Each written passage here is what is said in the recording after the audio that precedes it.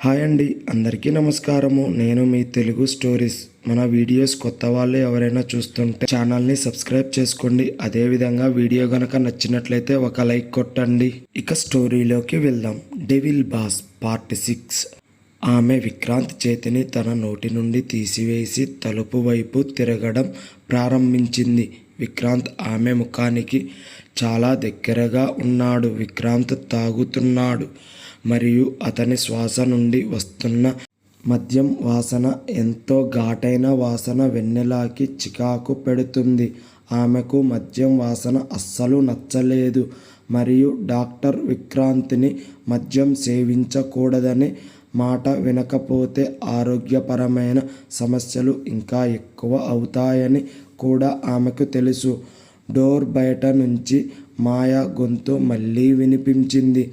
విక్రాంత్, నువ్వు లోపల ఉన్నావా అని మాయ అనింది. విక్రాంత్ తనకు దగ్గరగా ఉన్న తీరు చూసి వెన్నెల మాయాను పిలవాలని భావించింది. కనీసం ఆమె విక్రాంత్ నుండి రక్షించుకోవచ్చు అనుకుంది. విక్రాంత్ మాయాకు కావలసినది ఆలోచించగలడు. విక్రాంత్ కళ్ళు వెన్నెల మీద స్థిరపడ్డాయి. వెన్నెల ఏమి ఆలోచిస్తుందో వెంటనే అర్థం చేసుకోవడానికి అతనికి సమయం పట్టలేదు. వెన్నెల మాట్లాడడానికి నోరు తెరవగానే విక్రాంత్ దగ్గరకు వంగి తన పెదవులతో వెన్నెల పెదవులను అడ్డుకున్నాడు. మాయ కొంతసేపు తలుపు తట్టుతూనే ఉంది, కానీ లోపల నుండి ఎటువంటి శబ్దం రాలేదు. వెన్నెల తన 2 కాళ్ళతో విక్రాంత్ కాళ్ళని తన మీద నుంచి తీయటానికి ప్రయత్నించింది మరియు అతని భుజాలను తన చేతులతో ఆమె మీద నుండి తోసింది. కానీ విక్రాంత్ ఇంకా అలాగే ఉన్నాడు. కొంత సమయం తర్వాత అతను వెన్నెల నుండి విడిపోయి ఆమె మెడలో తన ముఖాన్ని దాచుకొని తన శ్వాసను వెన్నెల మెడపై గాఢంగా వదులుతూ, నా మాట విననందుకు ఇది నీకు శిక్ష అంటూ అతని చేతిని వెన్నెల తలపై నుంచి మెల్లగా పెదవులు మరియు మెడ నుంచి తన ఎదపైకి వచ్చి అక్కడ గట్టిగా నొక్కి పట్టుకున్నాడు. వెన్నెల కళ్ళ నుండి కన్నీళ్లు కారడం ప్రారంభించాయి. ఇప్పుడు విక్రాంత్ కనీసం సానుభూతి తెలపడం కూడా లేదు. విక్రాంత్ ఆమె మెడలో ముఖం దాచుకొని కొన్ని క్షణాలు అక్కడే పడుకున్నాడు. అప్పుడు విక్రాంత్ ఇక కదలడం లేదు అని వెన్నెల గమనించింది. ఆమె తనలో మిగిలి ఉన్న బలాన్ని కూడబెట్టుకొని అతన్ని భుజంపై చేయి వేసి అతన్ని తన నుండి తోసేసింది. విక్రాంత్ వెళ్ళి ఆమె పక్కన పడుకున్నాడు.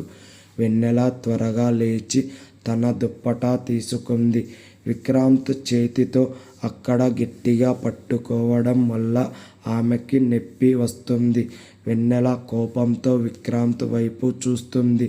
అతను ఆమె వైపు నవ్వుతూ చూస్తున్నాడు. అతను ఏదేమైనా తన ప్రవర్తన అవతలి వ్యక్తికి బాధ కలిగిస్తుందా లేదా అనేది విక్రాంత్కి పట్టింపు లేదు. ఆ సమయంలో తన ముఖం ఎలాంటి పరిస్థితుల్లో ఉంటుందో ఆమెకు తెలుసు. కాబట్టి ఆమె అక్కడి నుండి పారిపోలేకపోయింది. ఆమె అద్దంలో తనను తాను చూసుకుంది.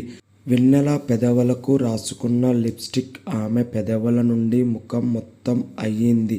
ఆమె అక్కడే ఉన్న డ్రెస్సింగ్ టేబుల్ వద్ద ఉన్న టిష్యూ పేపర్తో తనను తాను శుభ్రం చేసుకొని తన దుప్పటాను భుజం మీద ఉన్న ఆ మచ్చను ఉన్న ప్రాంతాన్ని దుప్పటితో దాచుకోబడింది. ఆమె ఒకసారి వెనక్కి తిరిగి తన వైపు సైకో నవ్వుతో చూస్తున్న విక్రాంత్ వైపు చూసింది.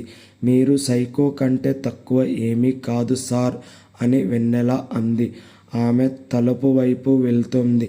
అప్పుడు విక్రాంత్ కొంచెం బిగ్గరగా, ఆ సైకో నీకోసమే ఉన్నాడు అని అన్నాడు. ఆమె వెనక్కి తిరిగి చూసింది.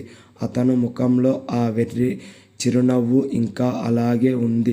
వెన్నెల రూమ్లోంచి పార్టీ ఏరియాకి వచ్చింది. ఆమె మనసులో ఇప్పుడు ఇంటికి వెళ్ళాలనుకుంది. కానీ పార్టీ మధ్యలోంచి అలా వెళ్ళిపోతే తర్వాత తన ఉద్యోగానికి ఏమైనా ప్రాబ్లమ్స్ వస్తాయి. కాబట్టి ఆమె రేవంత్ కోసం వెతుకుతుంది. అంతలో ఆ పార్టీ మధ్యలోకి హోస్ట్ వచ్చి మైక్లో తాను డ్యాన్స్ ఏరియాను తెరుస్తున్నానని అందరికీ చెప్పాడు. లైట్లు మసకబారాయి మరియు అందమైన సంగీతం ప్లే అయ్యింది. కొద్దిసేపట్లో అందరూ తమ తమ భాగస్వాములతో కలిసి డ్యాన్స్ చేయడం ప్రారంభించారు. రేవంత్ కోసం చూస్తున్న వెన్నెల దగ్గరకు రాజేష్ వచ్చి మనం ఇద్దరం కూడా కాసేపు డ్యాన్స్ చేద్దామా అని అడుగుతాడు. వెన్నెల రాజేష్తో కలిసి డ్యాన్స్ ఏరియా వైపు వస్తుంది. ఇద్దరు ఒకరితో ఒకరు చాలా హాయిగా ఉన్నారు. కారణం వారిద్దరూ ఒకరినొకరు ఇష్టపడటం కాదు. రాజేష్ ఆమెను ఎప్పుడూ చెల్లిలాగా చూసుకునేవాడు మరియు వెన్నెల తల్లిదండ్రులకు ఏకైక సంతానం కాబట్టి ఆమెకు అన్నదమ్ముళ్ళు ఎవరూ లేరు. కాబట్టి రాజేష్ చూపించే జాగ్రత్తలు ఆమెకు ఇవన్నీ నచ్చాయి. అతనిని సొంత అన్నయ్య లెక్క భావించింది. రాజేష్ తల్లి కూడా ఆమెను తన కూతురిలా భావించింది. అందుకే ప్రతి ఆదివారం వెన్నెల ఆమెను కలవడానికి ఖచ్చితంగా ఆమె ఇంటికి వెళ్ళింది. ఏదైనా పని కారణంగా వెన్నెల రాజేష్ వాళ్ళ అమ్మని కలవకపోతే ఆమె రాజేష్తో వెన్నెలాని ఇంటికి తినడానికి పిలువు అని చెబుతుంది. ఆ సమయంలో విక్రాంత్ బయట ప్లే అవుతున్న మ్యూజిక్ విన్నాడు. అంతలో విక్రాంత్ సార్ ఎక్కడ ఉన్నాడు, స్టేజ్ వద్దకు రావాలి అని మైక్లో హోస్ట్ అనౌన్స్ చేస్తుంది. విక్రాంత్ రూమ్ నుంచి స్టేజ్ వద్దకు వచ్చి విక్రాంత్ తనకి కాబోతున్న భాగస్వామి అయిన మాయాతో కలిసి నృత్యం చేస్తున్నాడు. స్టోరీ మధ్యలో ఇలా చెప్తున్నందుకు నన్ను క్షమించండి. వ్యూస్ ఎక్కువగా వస్తున్నాయి కానీ నాకు సబ్స్క్రైబర్లు తక్కువగా ఉన్నారు. కాబట్టి వీడియో చూస్తున్న అందరూ కూడా సబ్స్క్రైబ్ చేసుకోండి. వీడియో గనక నచ్చినట్లయితే ఒక లైక్ చేయండి. మీరు కొట్టిన ఒక లైక్ మరింత మందికి వీడియో పుష్ చేయటానికి పనికొస్తుంది. మాయాతో కలిసి నృత్యం చేస్తున్నాడు మరియు విక్రాంత్ తనతో కలిసి నృత్యం చేస్తున్నప్పటికీ మాయా విక్రాంత్ని ఎంతో ప్రేమతో పట్టుకుంటుంది. విక్రాంత్ స్పర్శలో అస్సలు ఆమెపై ప్రేమ కనిపించలేదు. మాయా ఇది గ్రహించగలిగింది. అతని కళ్ళు ఇంకా వెన్నెల కోసం వెతుకుతున్నాయి మరియు మాయాకు విక్రాంత్ ఈ విధంగా ఉండటం చాలా వింతగా అనిపించింది. ఆమె అక్కడ ఉన్నప్పటికీ విక్రాంత్ వెన్నెలని ఇలా ఎలా చూడగలుగుతున్నాడు అని తన మనసులో అనుకుంది. కానీ ఈ వివాహం కూడా మాయాకు తప్పనిసరి. మాయాను వివాహం చేసుకోవడం ద్వారా విక్రాంత్ పేరు ప్రఖ్యాతలు శక్తివంతం కావాలని కోరుకున్నట్లుగానే మాయా కూడా విక్రాంత్ను వివాహం చేసుకోవడం ద్వారా అతని తండ్రి వ్యాపారం శక్తివంతం చేయాలని కోరుకుంది. వారిద్దరూ వివాహం ఒక వ్యాపార ఒప్పందం లాంటిదే. ఆమెతో డ్యాన్స్ చేస్తూ మధ్యలోనే విక్రాంత్ మాయాను వదిలి అవతలి వైపుకు వెళ్తాడు. ఎందుకంటే అతనికి రాజేష్ వెన్నెల చేయి పట్టుకొని ఎంతో ఆనందంగా డ్యాన్స్ చేయటం చూశాడు. వాళ్ళు ఇద్దరిని చూసిన విక్రాంత్ మనసులో ఎంతో ద్వేషం మరియు స్వార్థంతో చెప్పలేనంత కోపం విక్రాంత్లో పెరిగిపోయింది. కాబట్టి వాళ్ళ ఇద్దరిని ఎలాగైనా విడదీయాలని అన్న దురుద్దేశంతో అతని పక్కన డ్యాన్స్ చేస్తున్న రాజేష్ వెన్నెల వారిని చూసి రాజేష్ నువ్వు వెళ్ళి వచ్చిన వాళ్ళకి అన్ని అందాయా చూడు పో అని అన్నాడు.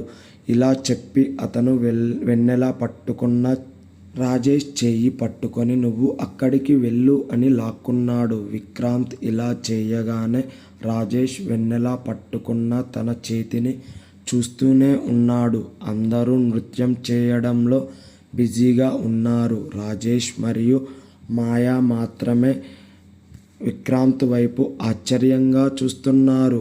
మరియు విక్రాంత్ అలా చేయటం అస్సలు నచ్చని మాయ వెన్నెలని అసూయతో చూస్తుంది.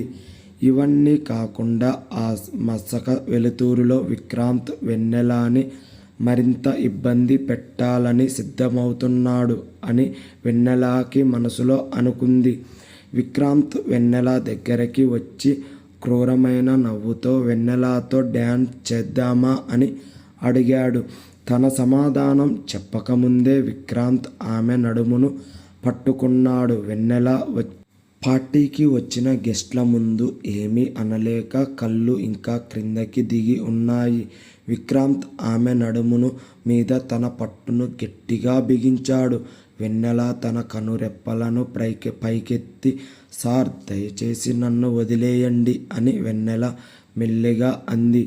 నేను ఉన్నప్పుడు నీ ముఖంలో చిరునవ్వు లేదు, కానీ నువ్వు ఆ రాజేష్ వైపు చాలా చిరునవ్వుతో చూస్తున్నావు అని క్రూరమైన ముఖంతో కోపంగా అడిగాడు. ఇది మీ పని కాదు సార్ అని వెన్నెల తప్పించుకోవడానికి ప్రయత్నిస్తుంది. విక్రాంత్ తన 2 చేతులను వెన్నెల నడుము చుట్టూ బిగించి పట్టుకుంటాడు. వెన్నెల కాళ్ళు ఇప్పుడు విక్రాంత్ తన పాదాలపై ఉండేలా విధంగా పైకి లేపాడు. వాళ్ళ ఇద్దరి మధ్య ఇప్పుడు గాలి కూడా వెళ్ళడానికి తగినంత స్థలం లేదు. వెన్నెల తన ముఖాన్ని పైకెత్తి విక్రాంత్ వైపు చూసింది. తనను ఇంకా గర్వంతో ఆమె ముఖాన్నే చూస్తున్నాడు. సంగీతం వినిపిస్తుంది కాబట్టి అతను తన తలను వెన్నెల చెవి దగ్గరికి తీసుకొని వచ్చి ఇలా అన్నాడు. నేను నిన్ను తాకడానికి నేను నీకు డబ్బు చెల్లిస్తున్నాను, మరియు నువ్వు ఆ రాజేష్ని నిన్ను తాకనిస్తున్నావు. వేరొకరు నిన్ను తాకనివ్వడం ద్వారా నువ్వు నన్ను మోసం చేస్తున్నావని నువ్వు అనుకోవడం లేదా అని వెన్నెల చెవి దగ్గర గుసగుసలాడుతున్నట్లుగా చెప్తాడు. వెన్నెల ఎటువంటి సమాధానం చెప్పకుండా నిశ్శబ్దంగా నిలబడింది. ఇప్పుడు ఆమె పాదాలను కదిలించాల్సిన అవసరం కూడా లేదు. ఆమె పాదాలు విక్రాంత్ పాదాలపై ఉన్నాయి. ఆ క్షణంలో ఆమె నిజంగా విక్రాంత్ కీలుబొమ్మ లాంటిది. విక్రాంత్ తన కాళ్ళను ఏ దిశలో కదిలించినా వెన్నెల తనతో పాటు కదులుతూనే ఉంది. మరియు ఆ సమయంలో ఆమె 2 చేతులు విక్రాంత్ పట్టులో ఉన్నాయి. సంగీతం ముగిసింది మరియు లైట్లు వెలిగాయి. ఆపై బిగ్గరగా చప్పట్లు వినిపించాయి. ఆ శబ్దాలకు మరియు లైట్లు వెలుతురులో విక్రాంత్ వెన్నెలని క్రిందకి దించి అతని 2 చేతులు ఆమె నడుము నుంచి దూరంగా జరిగి పక్కనే ప్లేట్లో ఉన్న వైన్ గ్లాస్ని చేతిలోకి తీసుకున్నాడు.